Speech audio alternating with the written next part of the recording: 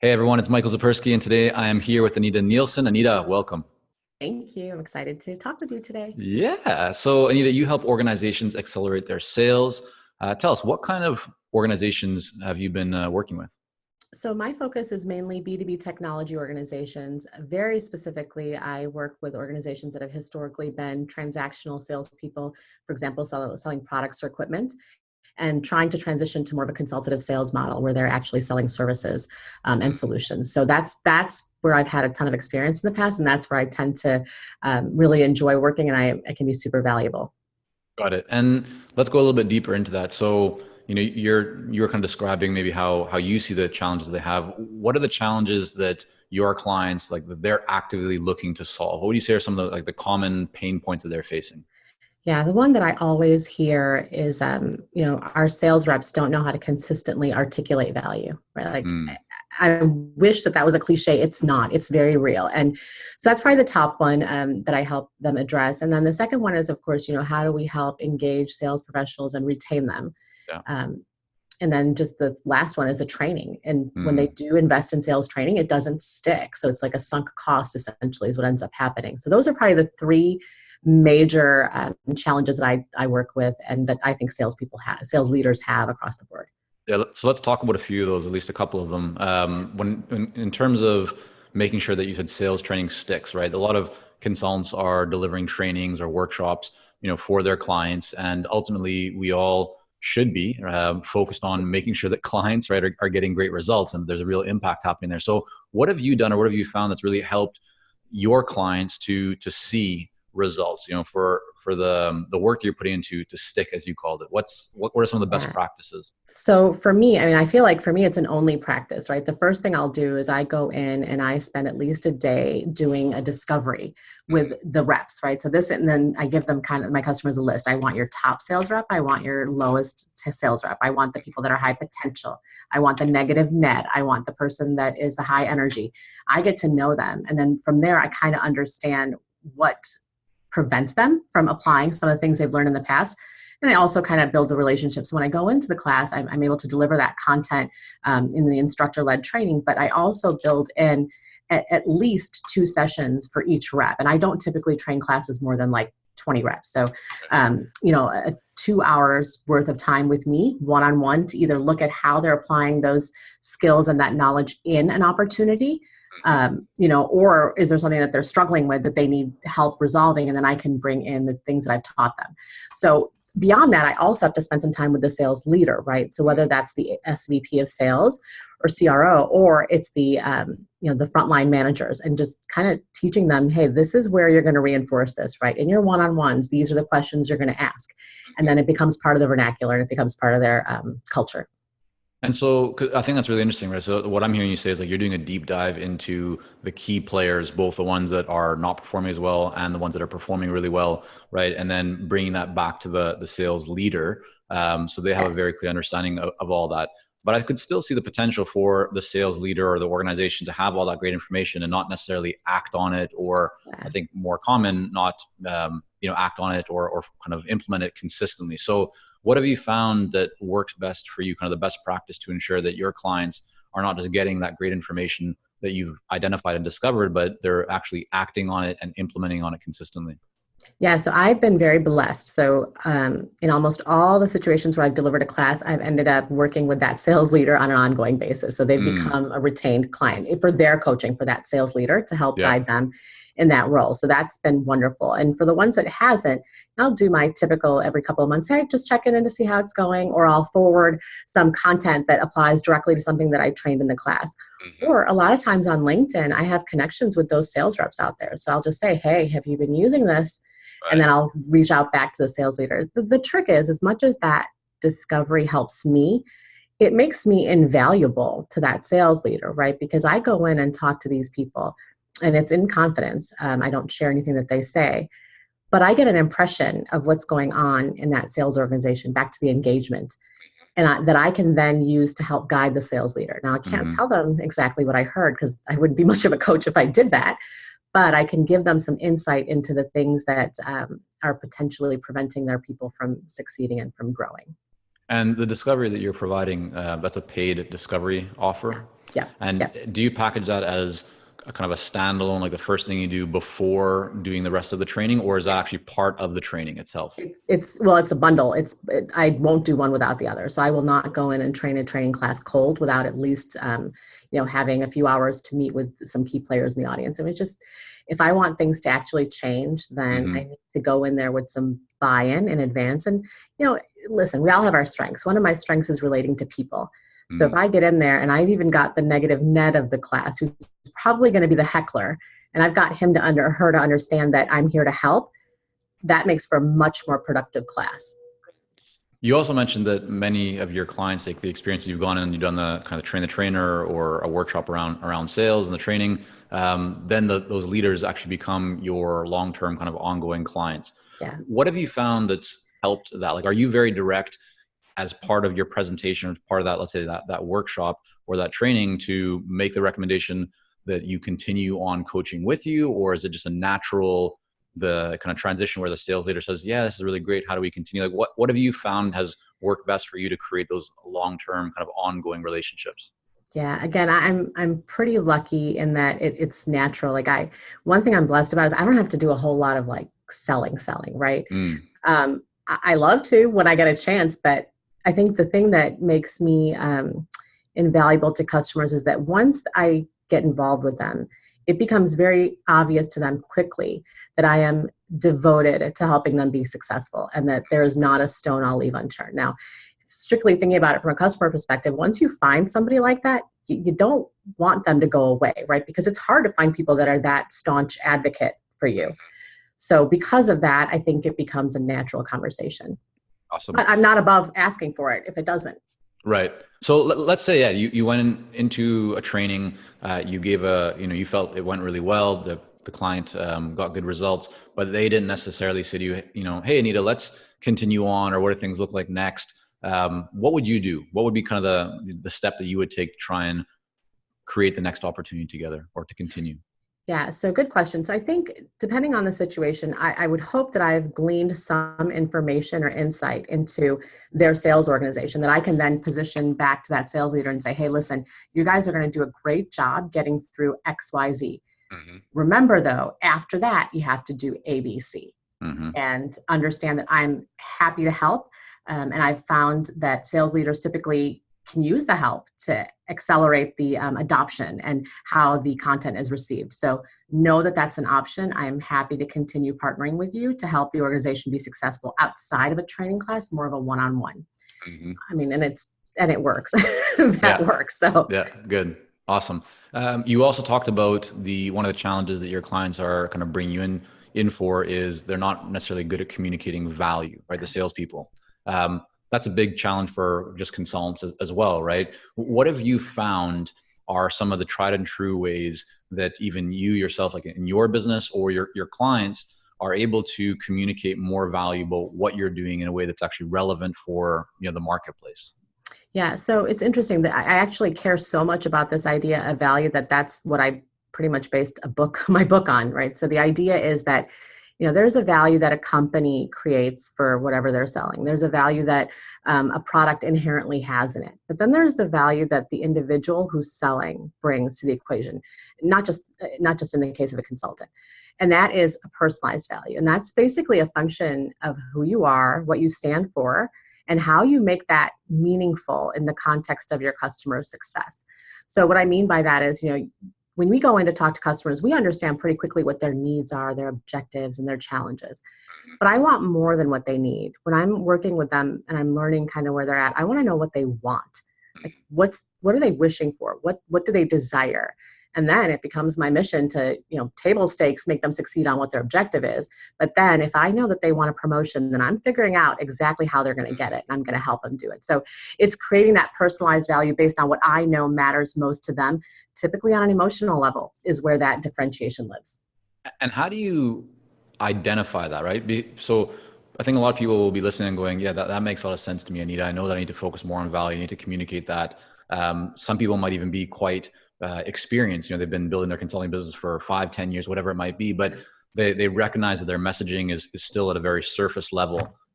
So what should they do for someone, whether they're getting started or they're, a veteran in consulting, but they want to just strengthen their message, make it more compelling, have it align better with their ideal clients? What do they need to do? Do they just like contact people? Do they call them up? Do they set meetings? Do they just take a guess? Like what have you found actually works best to identify like those true emotional pain points? Yeah. So first off, just for me as a consultant, one of the things that I had to do early on was I kind of interviewed and surveyed my customers because I wanted to know why they bought from me, because that's where my messaging lives, right? Like I can speculate all day and I'm gotten pretty good at it, but I want to hear from them. What is she good at? And by and large, that comes back as, she's not going to let me fail. Or she'll leave no stone unturned. So those are things that very naturally come from the customers. And how did you do that? Like, how did you go about doing that survey or interview? Was it online? Was it in person? It wasn't online. It was a 360 assessment that I did. And so basically I sent it to my customers, and it's to create self-awareness. And they have an ability to answer some questions just on basic things like the integrity of your work, the follow-up and all the basics that we have to deliver. But then it also talks about, what was it specifically that, endeared her to you, or things of that nature. And then that is the information that I take and then find a way to message. Because realistically, that's the value. All of us are consulting. We're all trying to create value. We're all using our expertise and knowledge to help customers be better. But we are all doing that. Right. So two things that will work in your favor: know your niche, and then know what your customers find valuable, and then be able to go message that. Yeah, it's so important. I mean, messaging is so key in all aspects of business, right? Communicating your value, being able to generate leads and inquiries. And so many people just kind of live at that superficial or surface level where their message could essentially be anyone else's message. There's no differentiation. Right. But if you take the time, as Anita's suggesting here, to really understand what is it that your ideal clients truly care about, then your message will stand out, and you'll be able to see really like significantly greater results. So I love that. Let's talk about, how did you get into the world of sales consulting? You talked about having a maybe negative experience at one job. Like, just kind of talk us through what things looked like for you before you got into sales consulting. Sure. And I hope this will inspire some people that second guess themselves. But I worked for a corporation that I was a sales enablement consultant, and I worked for them with large customers just to help understand their current challenges and help define a new selling system. At one point, I worked with an amazing customer, medical device manufacturer, huge name. And of course, I did what I do. I go in, build a relationship, look at everything. They know that I want them to succeed. I'm a partner for them. And I come back and I'm getting ready to do my recommendations. And my boss says, here's a 64-page template that you need to put your thoughts into. And I was flabbergasted. I said, okay, first of all, if I take that template that was created as a template for everybody and bring that back to my customer, who I've spent the past 6 weeks working my butt off for, they're going to ask who I am and what I've done with Anita. Right. And he couldn't grasp that. And so finally I said, and my customer was hilarious. My customer was backing me on it. Right. They said, you know what, I told them, I said, I'm going to leave the company. I apologize. And I was honest with them. They said, okay, well, we're going to talk to the lawyers and see if we can have you come just work with us directly, which I never did. I would never do that. But it was interesting that it mattered more to them that their partner was looked after than their relationship that they already had with that company. Yeah. So that was, and I left the company. I'd never, since I was 15 years old, not had a job. So this was devastating. I mean, if I look at it from an emotional standpoint, I was depressed. What do I do with myself? And how long did you feel depressed for after you left that company? It was probably about 3 months at least, where I was just kind of like, woe is me. What am I going to do about this? And then, so what did you do? Well, so I always had that idea in my head of, well, you could go out on your own, but I'll be honest with you, I'm chicken. Like, I was scared to do that. But then I said, no, it's now or never. You're about to be 40.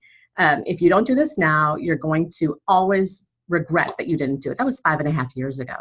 And so I went out, I created my LLC. I did a ton of research. I followed some brilliant minds in my space online, made some great connections. And then when people that I had worked with in the past found out that I was now on my own, I started getting inquiries, and I built my customer base like that. And then they referred. And how did they find out Anita? Was it like, were you now posting on LinkedIn or Facebook, or like, how did people know that Anita is now open for business? So the main place that I advertised was LinkedIn. And it was really just my voice saying, hey, I've been through some crazy times, and I am now on my own. I'm so excited, and I'm looking forward to potentially working with some of you people. And so a bunch of people came to me, and I did some outreach at that point, right? Like some past connections, and not necessarily much of that panned out for anything significant, but there was a few people who saw that worked with me in the past and said, okay, I'm at a new company. I need you to get in here and help me.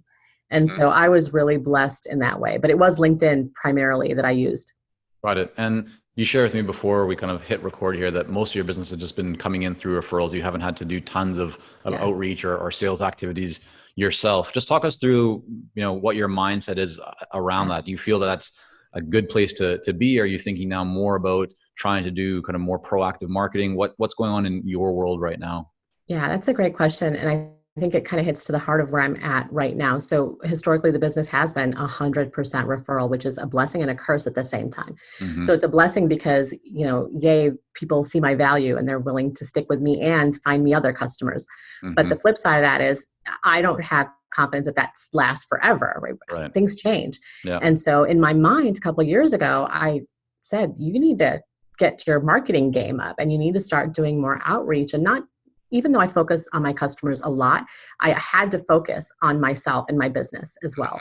And so the investment that I made at that point, I made some general investments in terms of, contacts and magazines and such. But the biggest investment I made was writing the book, right? And actually sitting down and sharing my expertise and content from my classes in that book. And what ended up happening is that became my single biggest marketing tool. And a lot of the awareness I've created now has been through that book. So I'm currently in the process of beginning stages of marketing myself, right? Like I had a website forever, but really targeting my message and reaching out to different individuals. And LinkedIn is my primary source of people. I mean, I just have no interest in randomly going out and finding people. I know the types of organizations I excel at, and those are the ones that I've been starting to reach out. And it's been good so far. I mean, so far I've got a couple of really good leads, but again, this is new to me. I haven't done this in a long time. So it's going to be interesting to see how I pull through it. But I look at it this way. So far I've been able to step up on every occasion that I've needed to, even though I sometimes doubted myself, and this is going to be no different. Well, happy to chat with you as well about that. Definitely can offer some exactly. Absolutely. So how are you currently kind of using the book? And tell us, you said the book has had, there's been a good kind of response from it. There's lots of people, I've mentioned this before, but like a lot of people write books, they don't necessarily get good results from them. They're not marketing them. So what have you done specifically kind of with the book, or how have you found that you've been able to use it in an effective way? So the first thing I did with the book is when I knew that it was going to be coming out, I reached out to almost all of my LinkedIn contacts and I sent them an email, a very personal one, saying, you know what, I'm finally going to finish this book. I need your help. Can you help me talk about the book on LinkedIn and, pass it around? And sure enough, because of the commitment that I'd made to those people in the past and how I'd worked for them, I was overwhelmed at how willing they were to go out there and recommend my book. And before I knew it, I had some reviews on Amazon, which I never thought that was going to happen. But I think when you do genuinely care for people and their success, ultimately when it comes your turn, they will find a way to help you. So I've been really lucky with that. I've made a lot of great contacts with mentors over the years. So I had to do a lot of learning when I first went out on my own, just to put some discipline around the way that I delivered my services.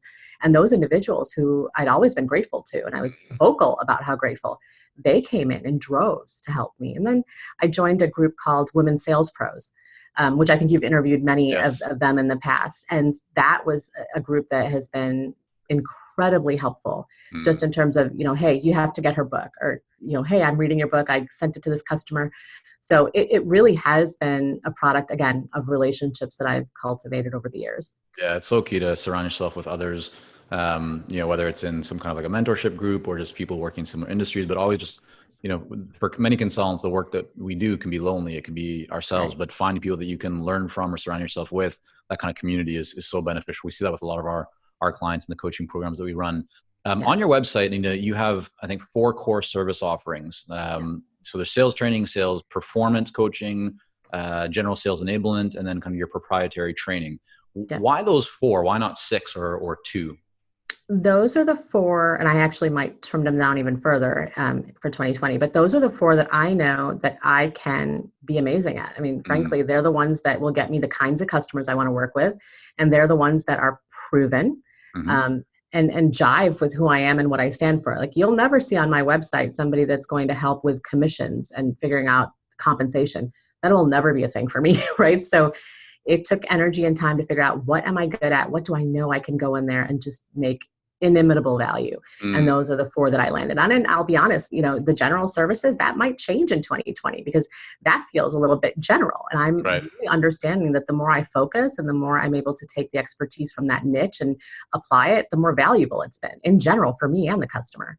And then, so what do you say to the consultant listening right now who goes, yeah, but if I narrow down too much, like I'm missing out on the potential business, and shouldn't I let people know that I can do all these other things as well? How would you respond to them based on your experience with that? It's scary, right? So first I'll acknowledge how scary that is. I mean, when you're trying to pay bills, you're pretty much like any project, and I did this, by the way, any project that I get my hands on, I'm going to take it because it's going to be a check. Well, what ends up happening is when you go out on your own as a consultant, you have dreams and goals, and you have an idea in your head of what that business looks like. Well, when you take on that business that isn't going to jive with what you wanted, you're going to be unhappy. And until you go back and focus on those things that you can be uniquely valuable on, it'll be like a rat race. And then you're going to be ready to go back and work for somebody else, because the whole reason that you go out on your own is you want to do work that you love, right? Or a big reason. And if you start doing work that you don't love, then why not just go back and get a job and have a steady income, right? Yeah. So I say that it's hard, it's scary, but have faith in yourself and your skills to be able to actually go out and make something of it, and know that you will, based on your ability to focus. Yeah, definitely. And I think it also goes towards mastery, right? Like if you want to really be known as a master in a certain area, an expert in a certain area, then you have to narrow in. You can't do too many things. If you do them, there's no way that you can be an expert in all of them. And then the other thing that I've shared with many clients is this idea that if you go out and you're doing a lot of different types of things, then you're building different case studies that are like, it's varied, right? Yes. So when you want to then ultimately attract one specific type of ideal client, it's hard to demonstrate it to show a lot of similar case studies, because your case studies are so wide ranging. Broad. Right, exactly. But if you have, a whole bunch of case studies around, let's say 1 or 2 or 3 specific areas, then those you'll be able to attract, those types of clients in droves, because they're really seeing more specific proof of what you've done in that area. Yeah, they're seeing your value in the context of people like them, right? And that's very attractive, right? Like that's what's going to get people to buy, is knowing that you've helped people just like them be better.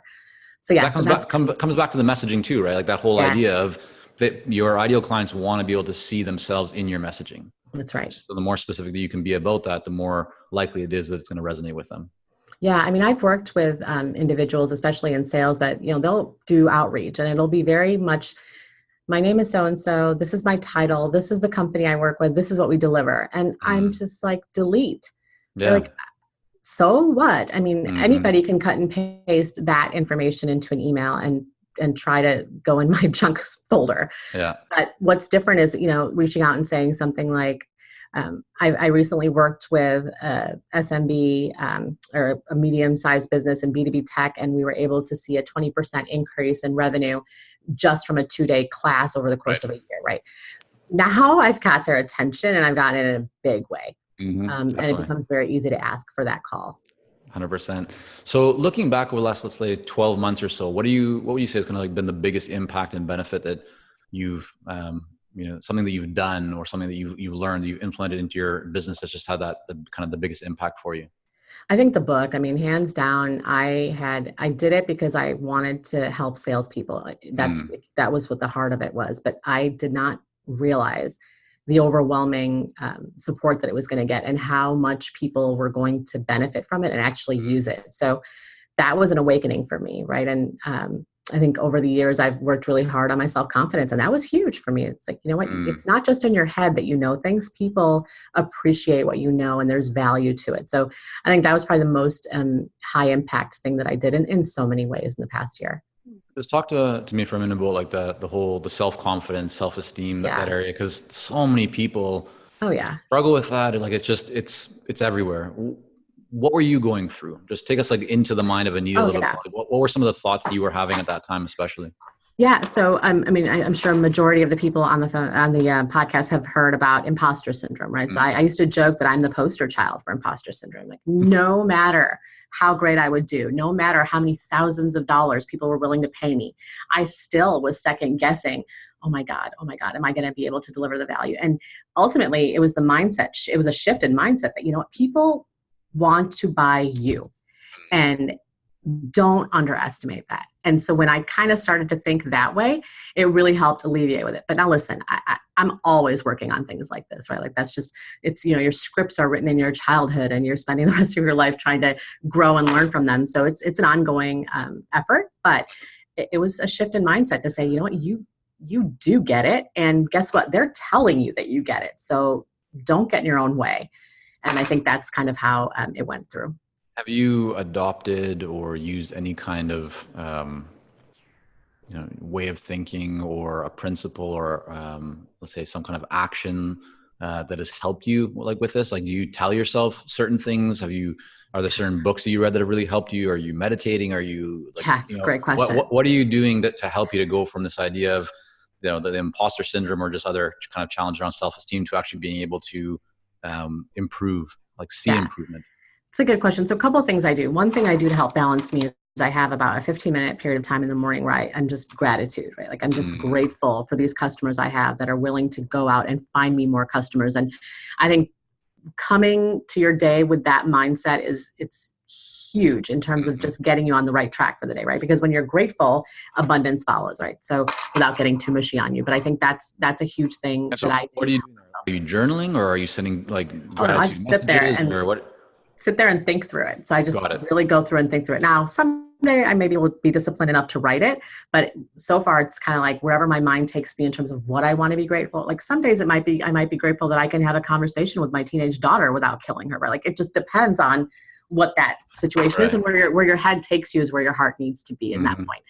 So I do that. And then really just when I get to a point where I'm starting to question myself, I have a bunch of surveys that I've done from my classes, and they have feedback in them from sales reps.